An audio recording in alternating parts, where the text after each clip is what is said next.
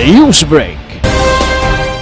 Senador Pia Cayetano may nitong giwelcome sa Asenso Leadership. May nitong giwelcome sa Asenso Leadership ang pagbisita ni Senator Pia Cayetano sa Dakbayan sa Osamis dili palang dugay.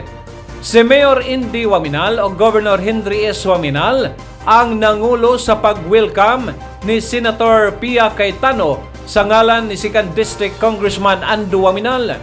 Kauban sa pag-welcome ang pila ka mayores sa probinsya o ang pipila ka mga grupo sa kababayenan ning syudad. Gituyo sa Asenso Leadership nga ang mga grupo sa kababayenan ang gipangdapit sa pagsaksi sa pagbisita ni Senator Pia Cayetano sa katarungan nga gisaulog nining bulana ang International Women's Month. Si Senator Pia Cayetano usa-usab ka aktibong women advocate sa Senado og sa iyang pag-alagad isip kongresista sa 2nd District sa Taguig City, Manila. Suportado sa Asenso Leadership ang kandidatura ni Senator Pia Cayetano sa katarungan nga dako usab kini og natampo nga kalambuan sa Dakbayan sa Osamis og sa probinsya sa Misamis Occidental. Kay makasigurado mo kaning mga partners nato sa Asenso sa Senado nga gigipaila ni Gov Henry. Gawas nga nakatabang na ni nato sa una, nakatabang na sila nato ngano nabuhat ni nato mga programa o proyekto nato sa Asenso Administration. Sigurado pud ta nga mutabang pa ni sila og usab sa atoa. So munang importante pud kayo nga gawas nga ang ilahang pagpaningkamot para sa atoa, suklian pud nato og pagpaningkamot para sa ilaha. Pinay in action ng Senado. Sino ang Pinay ng aksyon sa Senado?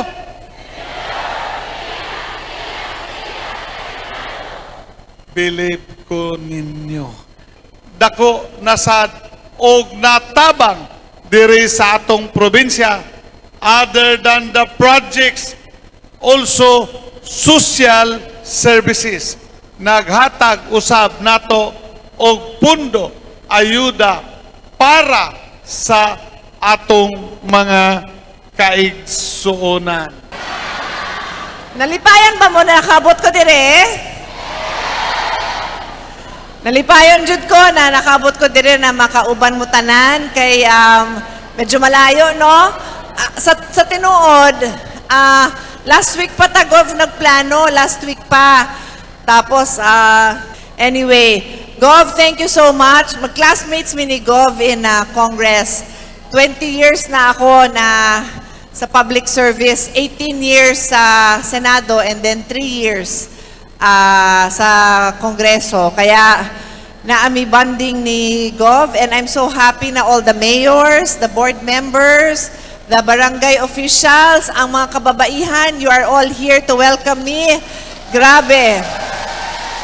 I'm so touched. Happy Women's Month! Kababaihan, Happy Women's Month!